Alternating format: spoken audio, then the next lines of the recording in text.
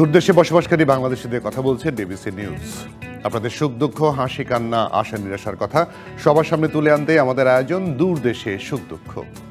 বিদেশে মাটিতে বাংলাদেশের এই মানুষগুলো অর্থাৎ আপনারা যাচ্ছেন কাজের সন্ধানে, আর সেজন্য শেষ সম্বলটুকু ব্যয় করেন অনেকেই। সেখানে অক্লান্ত পরিশ্রমের অর্থে পরিবারের মুখে ফোটান হাসি, আর তাদের পাঠানো রেমিটেন্সে আমাদের অর্থনীতি হয় সমৃদ্ধ।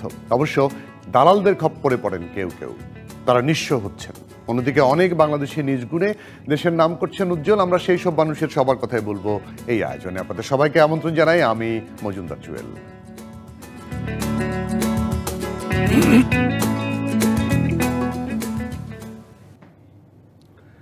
বাংলাদেশের আগামী জাতীয় সংসদ নির্বাচনে প্রবাসী থেকেই ভোট দিতে পারবেন। নির্বাচন কমিশনের এমন যুগান্তকারী সিদ্ধান্তে বিশ্বের বিভিন্ন দেশে অবস্থানরত লাখ লাখ প্রবাসী মধ্যে ব্যাপক আনন্দ এবং উৎসাহ ছড়িয়ে পড়ছে। বহু বছর ধরেই প্রবাসী বাংলাদেশিরা নিজ দেশের নির্বাচনে সরাসরি অংশগ্রহণের দাবি জানিয়ে আসছিলেন। অবশেষে সেই স্বপ্ন পূরণের দ্বার প্রান্তে তারা। এবার থেকে নির্ধারিত নিয়ম মেনে প্রবাসী থেকেই দূতাবাসের সহযোগিতায় ভোট প্রদান করতে পারবেন তারা। নির্বাচন কমিশনের এমন সিদ্ধান্তের ফলে প্রবাসীরা দেশের উন্নয়ন ও নেতৃত্ব নির্বাচনে সরাসরি ভূমিকা রাখার সুযোগ পাচ্ছেন। লেবাননে বসবাসরত প্রবাসীরা মনে করছেন এখন থেকে তারা তাদের নিজ এলাকার যোগ্য, সৎ ও দেশপ্রেমিক প্রার্থীকে ভোট দিতে পারবেন। এতে করে বাংলাদেশের রাজনীতিতে নতুন একটি ইতিবাচক ধারা সূচিত হবে বলেও মনে করছেন অনেকে। আমরা প্রবাসীরা অনেকদিন বঞ্চিত ছিলাম ভোটাধিকারের থেকে। এখন আমরা নির্বাচন কমিশনার আমাদের ভোটাধিকার আদায় করে দিয়েছে, তার জন্য সকল প্রবাসীদের পক্ষ থেকে তাকে আন্তরিক ধন্যবাদ। বর্তমান সরকার যেহেতু প্রবাসীদের জন্য ভোট ব্যবস্থা করছে দূতাবাসের মাধ্যমে, আমি আমার পক্ষ থেকে প্রবাসীদের পক্ষ থেকে বাংলাদেশের যে প্রধান উপদেষ্টা আছে তাদেরকে আমি ধন্যবাদ জানাই। প্রবাসীরা মনে করেন বৈদেশিক মুদ্রা পাঠিয়ে বাংলাদেশের অর্থনীতিতে ব্যাপক অবদান রাখার পাশাপাশি এবার প্রবাসীরা এই সুযোগকে কাজে লাগিয়ে দেশের গণতান্ত্রিক উন্নয়ন ও সুশাসনে গুরুত্বপূর্ণ অবদান রাখতে পারবেন। যদি সামনে ভোট দিতে পারি তো আমাদের জন্য ভালো এবং আমাদের দেশের জন্য ভালো। আমরা আমাদের পছন্দের এমপিকে ভোট দিতে পারবো। আমরা প্রবাসীরা অত্যন্ত গর্বিত ও আনন্দিত যে আমরা আমাদের ভোটার অধিকার প্রয়োগ করতে পারবো। দেশপ্রেমে উদ্বুদ্ধ হয়ে প্রবাসীরা মনে করেন এই সুযোগ দেশের উন্নয়ন, সমৃদ্ধি ও অগ্রগতির জন্য বড় একটি মাইলফলক হবে। দেশ গঠনের এমন সুযোগ পেয়ে তারা গর্বিত এবং ভবিষ্যতে আরো ইতিবাচক পরিবর্তনের প্রত্যাশায় আশাবাদী তারা। আমরা খুব আনন্দিত। আসলে আমরা দীর্ঘদিন থেকে প্রবাসী আছি, আমরা চাই আমাদের পছন্দের প্রার্থীকে ভোট দিয়ে জয়যুক্ত করার। যদি এবছর সুযোগ পাই আমাদের পছন্দ মতো প্রার্থীকে ভোট দিলে দেওয়ার চেষ্টা করুন, যেমন আমাদের এলাকার উন্নয়নের কাজ কাম করতে পারে। প্রবাসীরা যদি এখান থেকে ভোট দিতে পারে তাহলে এটা আমাদের জন্য ভালো হবে, সরকারের জন্য ভালো হবে। এটা সরকারের ভালো একটা উদ্যোগ। প্রবাসীদের ভোটাধিকার নিশ্চিত করার এই যুগান্তকারী সিদ্ধান্ত বাংলাদেশের গণতন্ত্র ও নির্বাচনী ব্যবস্থাকে আরও সমৃদ্ধ করবে বলে মনে করেন প্রবাসীরা। DBC news desk. বিষয়টা নিয়ে আরও একটু কথা বলার চেষ্টা করবো। আমাদের সঙ্গে অতিথি হিসেবে আজকে যুক্ত হচ্ছেন যুক্তরাষ্ট্র থেকে সাপ্তাহিক জন্মভূমি সম্পাদক রতন তালুকদার এবং কাতার থেকে কমিউনিটি নেতা হাসান আহমেদ। আপনাদের দুজনকে স্বাগত জানাই আজকের আয়োজনে। রতন তালুকদারকে দিয়ে শুরু করতে চাই। এই যে ভোটাধিকার প্রয়োগের একটা সুযোগ দেয়া হচ্ছে, আপনি আমেরিকাতে বসে বাংলাদেশে ভোট দিতে পারবেন, এটিতে কোনো সংকট কি দেখেন আপনি? কোনো সমস্যা, সংকট এরকম কিছু আছে কি মনে হয়? দেখুন, আপনাদেরকে অনেক অনেক ধন্যবাদ। দর্শক যারা দেখছেন তাদেরকেও ধন্যবাদ জানাচ্ছি নিউ ইয়র্ক থেকে। অ্যাকচুয়ালি বিষয়টা এরকম যে নিউ ইয়র্ক এবং হোল যুক্তরাষ্ট্র মিলে প্রায় 1.5 মিলিয়ন প্রবাসী বাংলাদেশিদের বসবাস। আপনি যদি কানাডাকে অ্যাড করেন তো হয়তো 2 মিলিয়ন হবে। কিন্তু প্রশ্ন হলো যে এই বিষয়টি কিন্তু দীর্ঘদিন যাবৎ পূর্ববর্তী সরকার আমলেও কিন্তু এগুলি নিয়ে আলোচনা ছিল। প্রথমে বিএনপি বা পরে আওয়ামী লীগ, কিন্তু সেই আলোচনার কখনোই আগায়নি। যদিও আমাদেরকে কি বলা হয় যে রেমিটেন্স যোদ্ধা, কিন্তু আমাদের অধিকার নিয়ে যে আগের সংসদগুলিতে সেই বিষয়গুলি নিয়ে খুব একটা আলোচনা হয়নি। এখন যেহেতু অন্তর্বর্তীকালীন সরকার এই ধরনের একটি সিদ্ধান্ত নিয়েছেন, সেটা আসলেই অত্যন্ত আশাব্যঞ্জক, বিশেষ করে প্রবাসীদের জন্য। কিন্তু একটি বিষয় আপনাদের থেকে বলতে চাই, সেটা হলো যে বিষয়টি আমেরিকার ব্যাপারে বিষয়টা একটু অন্যরকম। যদিও আমেরিকাতে অলরেডি সার্কুলেশন এসেছে, নিউ ইয়র্ক বাংলাদেশ কনসুলেটের যে আমাদের কনসাল জেনারেল রয়েছেন মুজাম্মেল হক, ওনার সঙ্গে আমার দুদিন আগেই কথা হলো। উনি যেটুকু জানিয়েছেন আমেরিকা থেকে এখন 3টি শহর থেকে 3টি শহরের কনসুলেট এবং ওয়াশিংটনের এমবাসি থেকে সেই প্রক্রিয়াটা শুরু হবে অনলাইনের মাধ্যমে। তো প্রশ্ন হলো যে ফ্লোরিডার মায়ামি, নিউ ইয়র্ক কনসুলেট এবং ওয়াশিংটনে আমাদের দূতাবাস, বাংলাদেশ দূতাবাস ওয়াশিংটন, তো সেখান থেকে শুরু হচ্ছে। তো এই প্রক্রিয়াটি শুরু হবে আপনার অনলাইনের মাধ্যমে।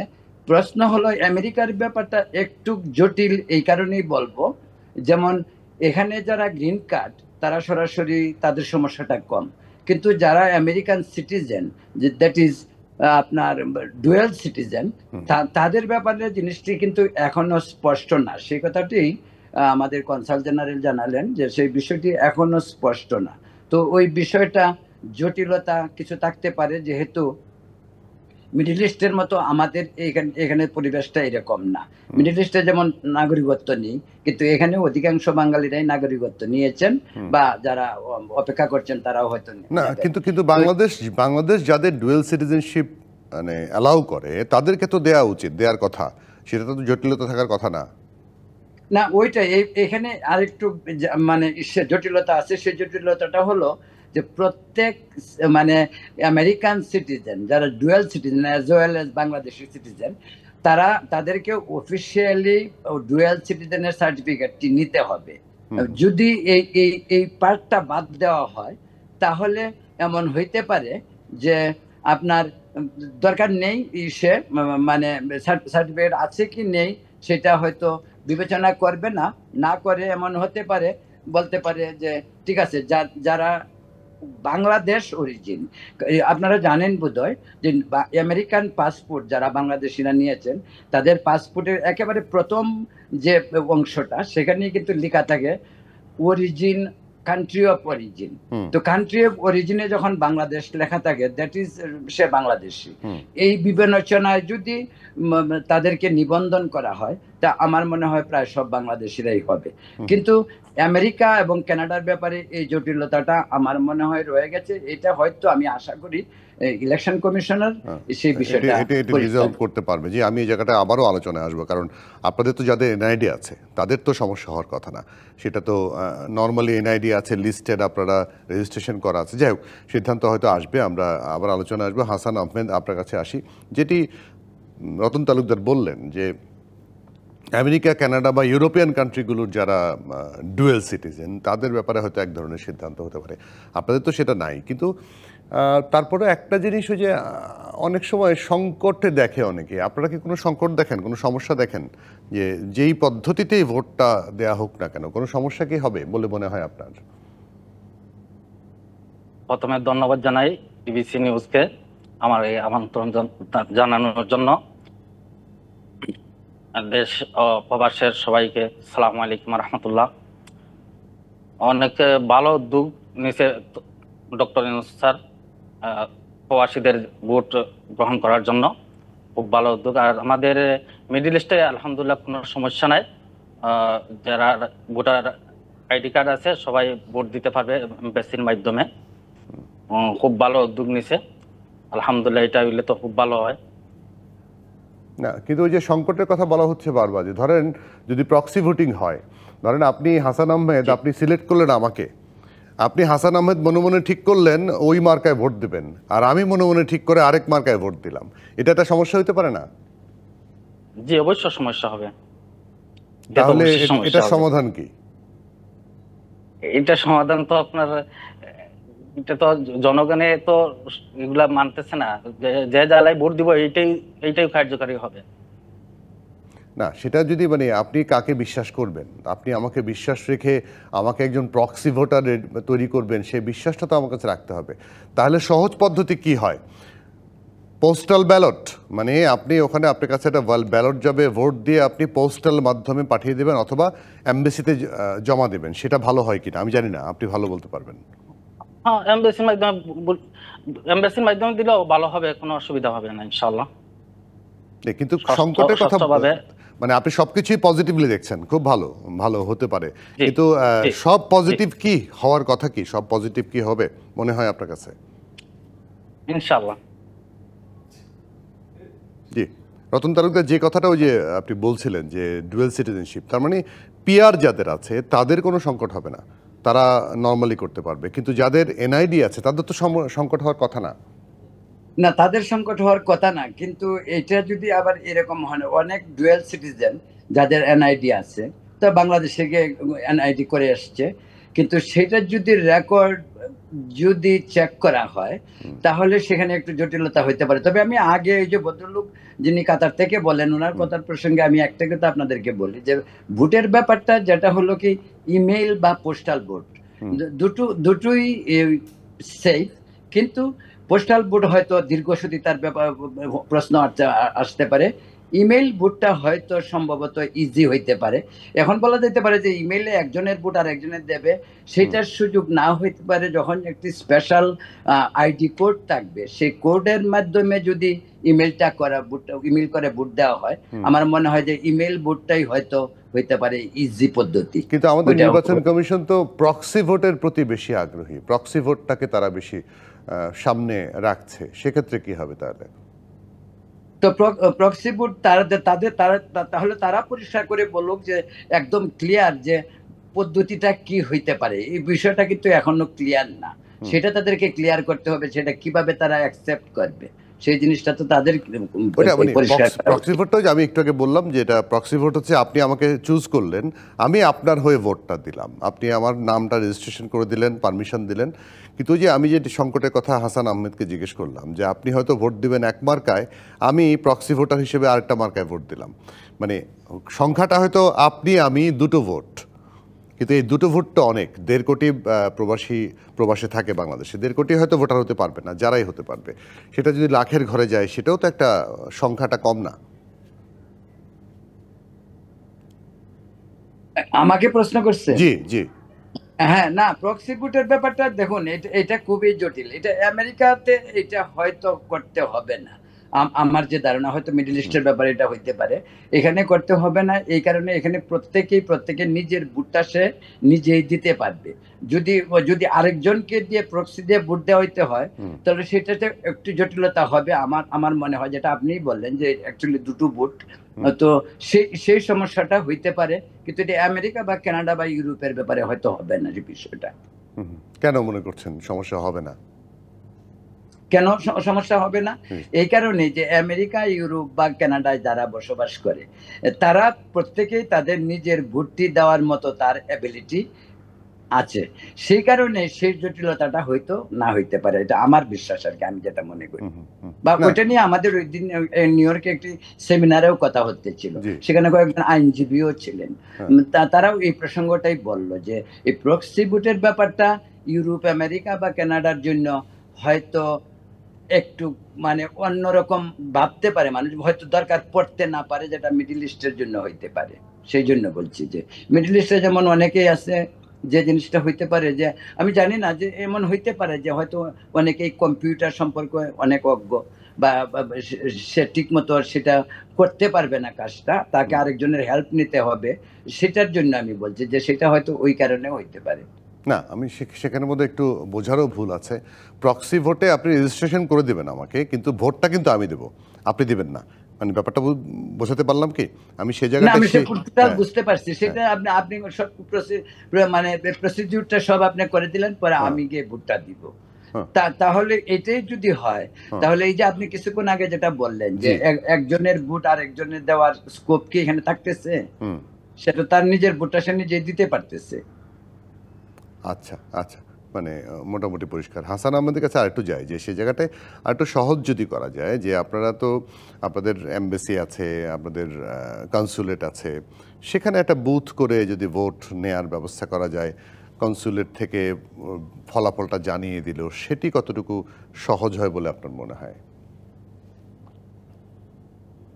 এটা যদি হয় আরো অনেক ভালো হবে, কেন মিডল ইস্টে আমাদের অনেক ছোট এরিয়া, আমাদের Qatar, Kuwait, Bahrain, Iran, Saudi, Dubai একটু বড় country, Dubai, Saudi, Qatar, Kuwait, Bahrain, ছোট কান্ট্রি, এইগুলা যদি এম্বাসির মাধ্যমে বুথ করা হয় তাহলে খুব ভালো উদ্যোগ হয় আমার মনে হয়।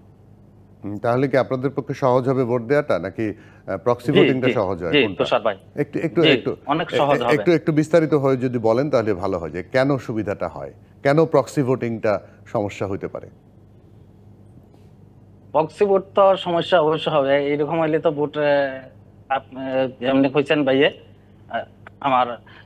আমি দিলাম অন্য এমপি লাগি, প্রক্সি ভোটে যদি তারা অন্য এমপি লাগি দিয়া দেয়, চলে যায় যদি তাহলে তো আমরা ভোটটা দেওয়া কোনো হইল না, দরকার আসলো না।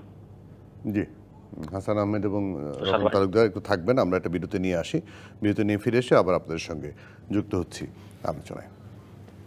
দর্শক, দূরদেশে সুখ দুঃখ থেকে নিচ্ছি ছোট্ট একটা বিরতি, সঙ্গে থাকবেন। দূরদেশে সুখ দুঃখ আয়োজনে আমন্ত্রণ আর একবার, সঙ্গে আছি আমি মজুমদার জুয়েল।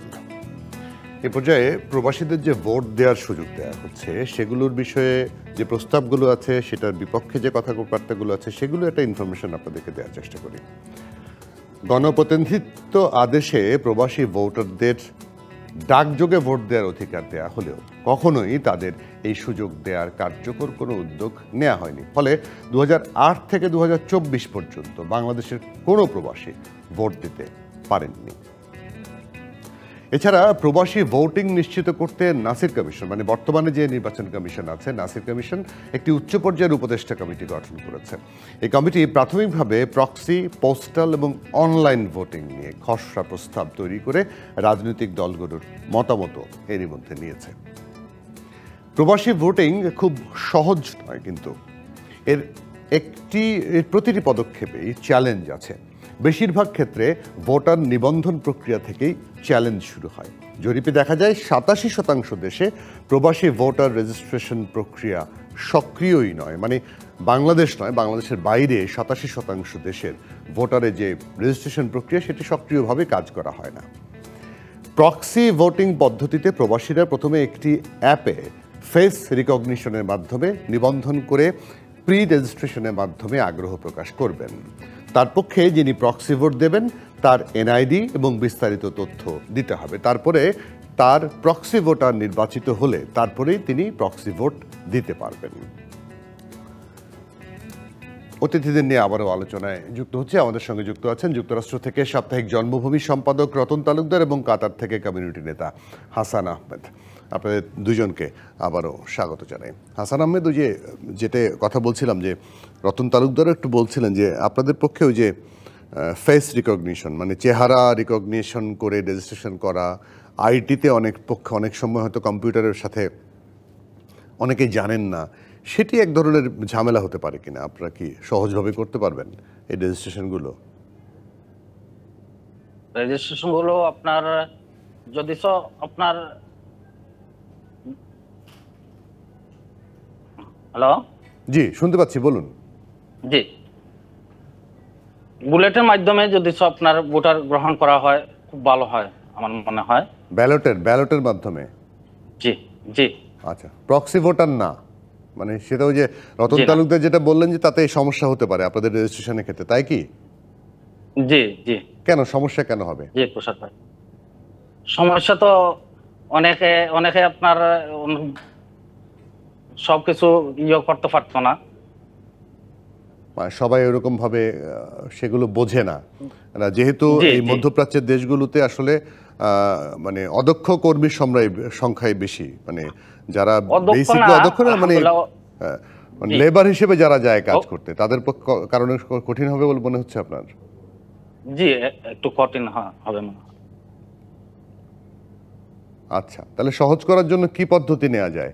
আপনি বলছেন ব্যালট মাধ্যমে নিলে অনেক সুবিধা হবে। কিন্তু আমাদের এখানেই তো ব্যালট, ধরেন ভোট কেন্দ্র থেকেই ছিনতাই হয়ে যাওয়ার ঘটনাও আছে। সেখানে কাতার থেকে ব্যালটের মাধ্যমে ভোট দিবেন, তারপর সেটা যদি কেউ ছিনতাই করে নিয়ে যায়? আপনার মিডল ইস্ট এইরকম কোনো নাই, রতন ভাই জানা আছে, আপনার অবশ্য তুষার ভাই আপনিও জানবেন। আলহামদুলিল্লাহ আমাদের মিডল ইস্ট এই তো ভোট তো আপনার লইয়া যায় ডাকাতি করে, কিন্তু কাতারে, সৌদি, মিডল ইস্ট যতটা কান্ট্রি আছে আপনার টেকার বস্তা আছে, ব্যাংক খোলা, স্বর্ণর দোকান খোলা আছে, কোনো ইয়ে নাই, কোনো সিকিউরিটি নাই, বাস কোনো ডাকাতি নাই, কোনো চিন্তাই নেই, আলহামদুলিল্লাহ। সেখানে ব্যালট অনেক সুযোগ সুবিধা ভালো। জি, কিন্তু ওই বাংলাদেশেরই তো অনেক ধরনের ধরেন এই চুরি ডাকাতি ছিনতাইয়ের সঙ্গে জড়িত হয়ে যায় অনেক বাংলাদেশি বিদেশে গিয়েও, সেগুলোকে ঠেকাবে কে? না, এইগুলা আমাদের বাংলাদেশে অনেক কম। পাকিস্তানি আছে, শ্রীলঙ্কা আছে, অন্য কান্ট্রির আছে, আমাদের বাংলাদেশে অনেক কম, অনেক কম। রতন তালুকদার, সেই জায়গাটা একটু আবারও আসে যে রতন তালুকদার যেটি বলছিলেন যে ওই যে একটা সংকটের কথা কিন্তু বলেছেন, রেজিস্ট্রেশনের প্রক্রিয়ার মধ্যে মধ্যপ্রাচ্য সহ কিছু দেশগুলোর মধ্যে সমস্যা হবে এবং যেখানে বেশিরভাগ বাংলাদেশি আসলে বসবাস করে এবং তাদের ভোট দেওয়ার আগ্রহটাও বেশি, মানে মোরললেস আপনাদের চেয়ে, আপনারা যারা প্রাচ্য বা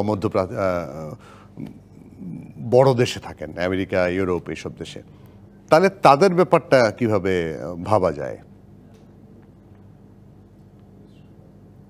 আমাকে বলছেন? জি, রতন তালুকদার। হ্যাঁ, না, আমি ভদ্রলোক যে কথাটা বললেন আমি তার সাথে কিছুটা একমত। সেটা হয়তো মধ্যপ্রাচ্যের জন্য সুবিধা হতে পারে ব্যালটের ব্যাপারটা, কিন্তু এটা একেবারেই ওয়েস্টার্ন ওয়ার্ল্ডে, বিশেষ করে আমেরিকা, কানাডা বা ইউরোপের কথাও বলছি, কারণ আমার সঙ্গে ইউরোপেরও বেশ ক্লোজ টাচ আছে। সেটা বলছে যে আমাদের জন্য ইমেল সিস্টেম টেকনোলজির মাধ্যমে সবচেয়ে বেস্ট। কারণ হলো কি, মানুষ এখানে যে বসবাস করে খুব স্প্যাড, বিভিন্ন এক জায়গা থেকে আরেক জায়গার দূরত্ব অনেক বেশি। সেই কারণে যে কনসুলেটে গিয়ে বা এমবাসিতে গিয়ে ভোট দেওয়া, এটা হয়তো পার্সেন্টেজটা একেবারে নগণ্য পার্সেন্টেজ হবে। আমাদের জন্য সবচেয়ে সুবিধা যে বিষয়টা, সেটা হলো ইমেইলের মাধ্যমে আমরা ভোট দিতে পারি। ব্যালটের মাধ্যমে কনসুলেটে গিয়ে এমবাসিতে গিয়ে ভোট দেওয়াটা ওয়েস্টার্ন ওয়ার্ল্ডের জন্য আমার মনে হয় না খুবই মানে গুরুত্বপূর্ণ কোনো সিদ্ধান্ত হবে। এটাকে বরং টেকনোলজি দিয়েই মানে আপনার ফেস করতে হবে, যে আমার যা ধারণা, বিশেষ করে আমাদের আমেরিকার কথা বলছি, কানাডার কথা বলছি। এমনিতে পোস্টাল পদ্ধতিটা হলে কেমন হয়? মানে বাসায় বসে আপনি এটা ভোট দিয়ে পোস্টালের মাধ্যমে পাঠালেন, সেটা কেমন? এটা কিন্তু পৃথিবীর বিভিন্ন দেশে আছে। এটা আমেরিকাতেও আছে। আমেরিকাতে পোস্টাল ভোটার একটা ভীষণ গুরুত্বপূর্ণ, কিন্তু সমস্যা হলো যে ওভারসিজ মেইল যে দীর্ঘসূত্রিতা, সেই কথাটা আমি আগেও বলছি, যে আমেরিকার ভিতরে ধরেন আজকে যদি এখানে মেইল করা হয় নিউ ইয়র্ক থেকে, কালকেই লস অ্যাঞ্জেলসে পাবে। That is Los Angeles New York থেকে প্রায় 3000 মাইল দূর। কিন্তু নিউ ইয়র্ক থেকে ঢাকা পর্যন্ত যেতে সেই মেলটা হয়তো অনেক সময় নেবে। সেই সময়টুকু যদি স্পেয়ার করা যায়, নির্বাচন কমিশন যদি মনে করে যে ঠিক আছে, ডাজন্ট ম্যাটার, ওইখানে 5-6 দিন না 10 দিন লাগুক, উই আর ওকে, ওইটা ডিফারেন্ট কেস। কিন্তু এই আমেরিকাতে থেকে বাই মেল টাফ হবে। আরেকটি বিষয় বলা প্রয়োজন, আমেরিকানরা পোস্ট অফিসে খুব কমই যায় আজকাল। পোস্ট অফিসের চিঠিপত্র সংখ্যাও খুব কম, অ্যাকসেপ্ট ডেলিভারি কেসগুলি এখন বেশি। যেটি কোনো ডেলিভারি কিছু আসে, যদি অনেক সময় এরা তো এমনিতেই ঘরের দরজায় দিয়ে যায়, অনেক সময় কাউকে না পেলে গিয়ে পিক আপ করতে হয়, সেটা ভেরি রেয়ার কেস। এটা আর কি। তো এখানের জন্য পোস্টালটা ঠিক হবে না আমার যা ধারণা। এই জন্য আমি বারবার সেটার উপরেই গুরুত্ব দিচ্ছি যে তথ্য প্রযুক্তিকে নির্ভর করে ইমেইলের মাধ্যমে ভোট দেওয়াটা যে কোনো প্রবাসী, বিশেষ করে যারা আমেরিকায় বসবাস করে, তাদের জন্য অনেক সুবিধা। অ্যাজ ওয়েল অ্যাজ আমার ধারণা কানাডা বা ইউরোপেও সেম মানে অভিমত আসতে পারে। কিন্তু আমাদের দেশে তো তথ্য প্রযুক্তিকেও আমরা বিশ্বাস করি না। আমাদের যে ভোটিং ইভিএম মেশিনগুলো আছে সেগুলোকে আমরা বিশ্বাস করছি না। সেটা এখন বাদ দিয়ে দেওয়া হচ্ছে, হাজার হাজার কোটি টাকার প্রজেক্ট বাদ দিয়ে এখন আবার কাগজের ভোটে আমরা আবার ফিরছি। এই বিশ্বাস থেকে মানে অবিশ্বাস থেকে বিশ্বাসে ফেরাবেন কি করে মানুষকে বা সরকারকে বা রাজনৈতিক দলগুলোকে? বাংলাদেশের যে সমস্যা, দেখুন, তথ্য প্রযুক্তির সমস্যা না, বাংলাদেশের যে সমস্যা সেটা হলো কি, মানুষের মানসিকতার পরিবর্তন করতে হবে। মানসিকতার পরিবর্তন সবচেয়ে বড় প্রয়োজন, কারণ আমাদের সামাজিক অবক্ষয়, এই যে মানুষের সারাক্ষণ মিথ্যা কথা, ধান্দা, এই সমস্ত থেকে মানুষ যতদিন না বেরিয়ে আসবে ততদিন সুষ্ঠু কোনো কিছু করা খুব সম্ভব নয়। আপনাকে একটি কথা বলি, যে আমাদের দেশের মানুষ তো গত আপনি ওই যে 8 থেকেই যদি ধরেন, 8 পর্যন্ত 8-এর ইলেকশনটা ভালো ছিল। 8-এর পরে 14, 18 এবং 14, 19, 21, 14, 19 এবং 24 এই যে ইলেকশনগুলোতে ইলেকশন হয়নি। মানুষ মানে কিভাবে ভোট দিতে হয় তাও জানে না, তাও বোঝে না। তো ভোট ব্যালটের মাধ্যমে ভোট আমাদের দেশে তো জনগণ যেতে হয় না, ভোট কেন্দ্রে যাওয়ার আগে ভোট হয়ে যায়। এটা যে এইবার হবে না তারই কি প্রমাণ আছে? যে ধরাটা খুব কড়াকড়ি হলো, কিন্তু পার্সেন্টেজ একটু কম। রতন ভাই, ইভিএম আপনার খালি বুলেটের মাধ্যমে নাই, আপনার বাংলাদেশে আপনার মেশিনের মাধ্যমে 2 নম্বরই হয়ে যায়, ডাকাতি হয়ে যায়। কিসের মাধ্যমে বললেন? ওই যে মেশিনের মাধ্যমে যে ভোটটা হয়, ইভিএম। জি জি জি জি জি। আমি সেটা মনে করি না, সেটা যদি একান্তই ইনসাইড ইলেকশন কমিশনের ভিতরে কোনো কারসাজি থাকে আর দলীয় রাজনীতির প্রভাব পড়ে সেখানে, সে জিনিসটা হইতে পারে অল্প বিস্তর, এবং এটা হয়েছেও আগে। কিন্তু সে ব্যাপারে সে ব্যাপারে কঠোর হতে হবে। এখন যে ইলেকশন কমিশন তারা তো বলছে যে ভিতরে সাংবাদিকরাও থাকতে পারবে না, ভিতরে কোনো লোক অ্যালাউ না। যারা প্রিসাইডিং অফিসার থাকবে বা যারা বিভিন্ন প্রার্থীর যে রিপ্রেজেন্টেটিভ থাকবে তারাই সেখানে শুধু থাকবে। সেই প্রেক্ষিতে এক কথায় কঠোর হতে হবে। এক লাফে তো আর সব সংশোধন হবে না, কিছু কিছু এদিক সেদিক হবেই। কারণ আমাদের এই যে চিরাচরিত সংস্কৃতি, এর থেকে আমাদেরকে বেরোতে হবে। এই জন্য বলছি আমাদেরকে বদলাতে হবে, বদলে যেতে হবে। সেই বদলে যাওয়ার প্রক্রিয়াটা কি, সেই প্রক্রিয়াটা নিয়ে এখন আমাদের কাজ করতে হবে। বদলে যাওয়ার প্রক্রিয়াটা কি? আপনি বদলে যাওয়ার কোন রকম সিনারিও কি দেখতে পান গত 11-12 মাসে? বদলে যাওয়ার জন্যই একটা গণ অভ্যুত্থান হয়েছে, বদলে যাওয়ার জন্য নতুন বাংলাদেশের একটা চেষ্টা করা হয়েছিল বা আন্দোলন হয়েছিল, কিন্তু এখন তো চারিদিকে আবারও হতাশা। বদল তো না, একই দিকে সবাই হাঁটছে বলেই অনেকেরই অভিযোগ। আপনি খুব ভালো একটি বিষয় মেনশন করছেন। সেটা আমি বলবো কি যে এটা সিনারিও যদি আপনি দেখেন যে পাথর দিয়ে মানুষ মারা, এবং মানে ঘরে গিয়ে দরজা ভেঙে নারীকে মানে কি বলে দর্শন করা, বা স্বামীকে বেঁধে রেখে স্ত্রীকে দর্শন করা, এই ঘটনাগুলি খুব মোস্ট রিসেন্টলি ঘটেছে। এবং চাঁদাবাজির কথা যদি বলা হয় তো সেটা আপনি স্বাভাবিকভাবে একজনে বলতে পারে যে চাঁদাবাজি যদি এখনো চলে তাহলে আর আমাদের স্বভাব এবং আমাদের এই রাজনৈতিক সংস্কৃতি বা আমাদের সামাজিক যে স্ট্রাকচার সেটা আগের মতো কোথায় নেই, সেম জিনিসই চলছে। সেটা হইতেই পারে। এবং গত 10 মাসের ছবি যদি আমরা দেখি, সেই ছবি কিন্তু এখনো ঝাপসা। এটি কিন্তু আমরা আশা করিনি একটি বিপ্লবের পরে। সেই জন্যই বলছি যে এ নিয়ে বিস্তর আলোচনা করা যেতে পারে, ভিন্নজন ভিন্ন মত পোষণ করতে পারে। তবে আমি মনে করি যে এনভায়রনমেন্ট যেটা আমরা আশা করেছিলাম এই বিপ্লবের পরে, এবং নোবেল বিজয়ী ডক্টর ইউনূসের নেতৃত্বে অন্তর্বর্তীকালীন সরকারের অধীনে আমরা কিন্তু সেই বাংলাদেশ এখন দেখতে পাচ্ছি না। যার ধরুন এখন কিন্তু অনেকেই আবার বলা শুরু করছে তো আগেই ভালো ছিলাম।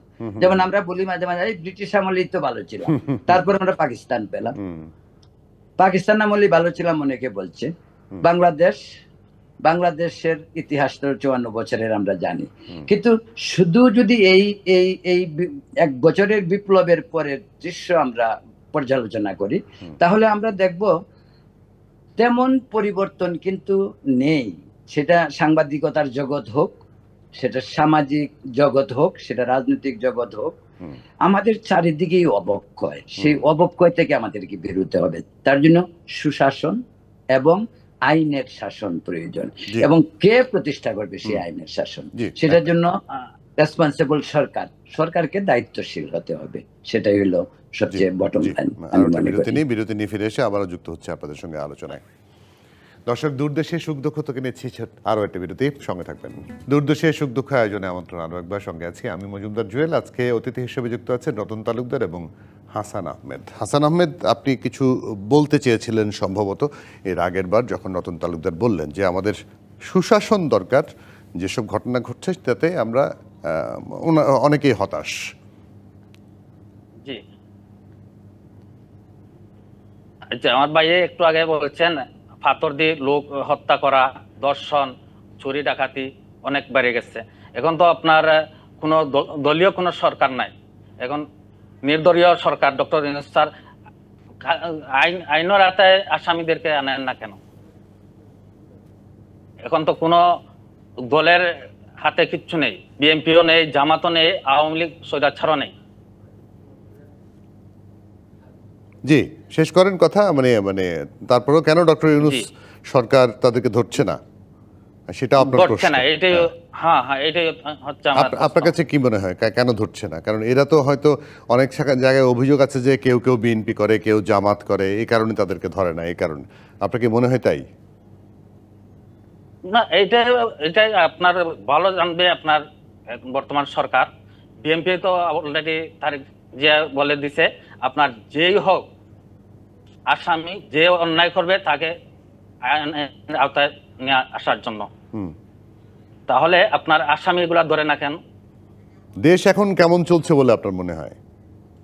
দেশটা আপনার আইন শৃঙ্খলা বাহিনী নিয়ে কাজ করতেছে না, দেশটা তেমন একটা ভালো লাগতেছে না। কেন কাজ করছে না? সমস্যাটা কোথায় মনে হয় আপনার কাছে?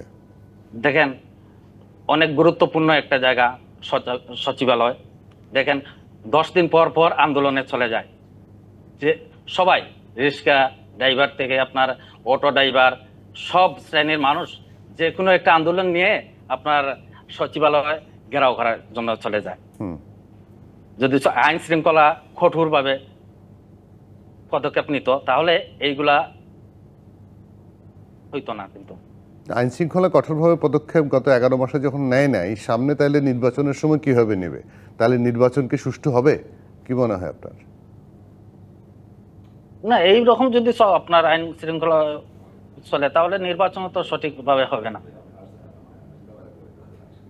জি, আপনি সন্দেহ প্রকাশ করছেন যে এরকম চললে নির্বাচন সুষ্ঠু হবে বলে মনে হয় না। রতন তালুকদার, সেই জায়গাটায় আমি একটা প্রশ্ন দিয়ে পরে এই প্রশ্ন আসে, নির্বাচন কতটুকু সুষ্ঠু হবে? আপনারা যারা আমেরিকায় থাকেন তাদের আসলে যে ভোট দেওয়ার আগ্রহটা কীরকম?